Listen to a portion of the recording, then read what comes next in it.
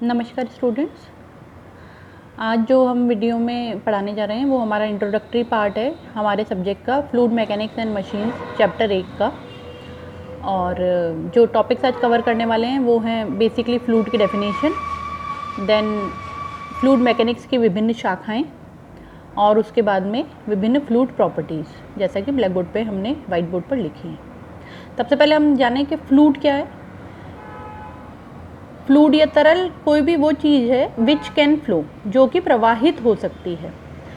तो सभी प्रकार के लिक्विड जो होते हैं वो फ्लूइड के अंतर्गत आते हैं, लिक्विड और गैसेस बेसिकली।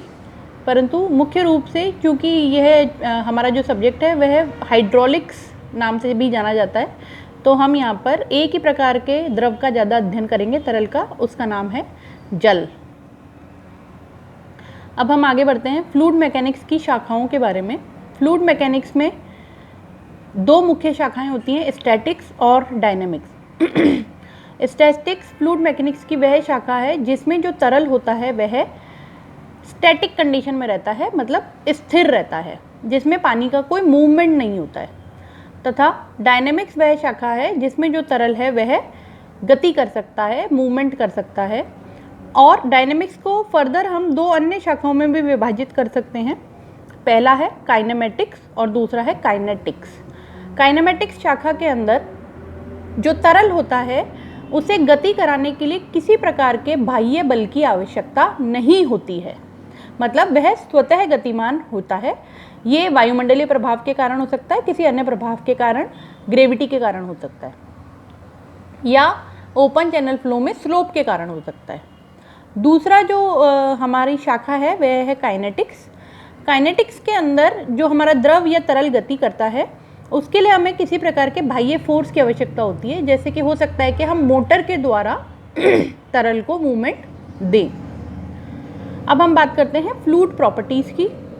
फ्लूइड प्रॉपर्टीज़ में जो हमारे सिलेबस में आज हम जो पढ़ेंगे सिलेबस में से वो हैं डेंसिटी मतलब घनत्व, स्पेसिफिक वॉल्यूम मतलब आपेक्षिक आयतन, स्पेसिफिक ग्रेविटी इसको हम कहेंगे आपेक्षिक घनत्व, और विस्कोसिटी मतलब शांता, और फिर विस्कोसिटी के क्लासिफिकेशन और उस पर आधारित न्यूटन का नियम।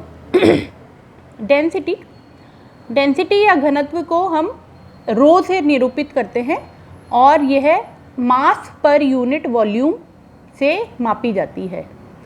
मास को m से लिखते हैं और वॉल्यूम को, आयतन को v से लिखते हैं, तो kg पर मीटर क्यूब इसकी यूनिट होती है। दूसरा है स्पेसिफिक वॉल्यूम। स्पेसिफिक वॉल्यूम मतलब आपेक्षिक आयतन।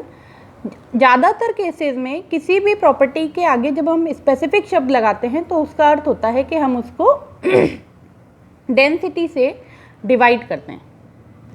तो स्पेसिफिक वॉल्यूम हो जाएगा हमारा v by rho. v by rho, v is for आयतन, रो डेंसिटी, तो ये हो जाएगा मीटर क्यूब। इसकी जो बेसिक यूनिट हो जाएगी वो हो जाएगी हमारी मीटर क्यूब पर केजी। स्पेसिफिक वॉल्यूम जो हमारा होता है वो 1 बाय रो से निरूपित होता है, v बाय रो नहीं, सॉरी 1 बाय रो से निरूपित होता है, और metre cube plus by kg इसकी यूनिट होती है। यह डेंसिटी का रिवर्स होता है। तीसरा है स्पेसिफिक ग्रेविटी। स्पेसिफिक ग्रेविटी को हम ω1 बाय ω2 के रिलेशन से लिखते हैं, s से निरूपित किया जाता है। यहाँ पे ω1 जो होता है वो किसी भी उस तरल का आपेक्षिक घनत्व होता है, ओमेगा होता है, जिसका कि हमको मापन करना है, और डिवाइडेड बाय पानी का ओमेगा, मतलब किसी तरल का आपेक्षिक घनत्व डिवाइडेड बाय जल का आपेक्षिक घनत्व का जो रेशो होता है उसको हम स्पेसिफिक ग्रेविटी के नाम से जानते हैं। चौथा है विस्कोसिटी या शांता। तो वह बल जो कि तरल को बहने से रोकता है, ये वह शांत बल कहलाता है, और इसका कारण फ्रिक्शन हो सकता है, शियर स्ट्रेसेस हो सकते हैं। इन्हीं के आधार पर न्यूटन्स लॉ ऑफ विस्कोसिटी को डिफाइन किया गया है। इसे हम लिखते हैं टाउ मतलब shear stress proportional to du upon dy। du upon dy जो है वो है वेलोसिटी ग्रेडियंट।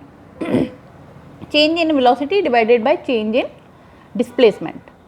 जब हम प्रोपोर्शनैलिटी का साइन हटाते हैं तो म्यू नाम का कांस्टेंट इक्वेशन में आता है और इस म्यू को हम डायनेमिक विस्कोसिटी के नाम से जानते हैं।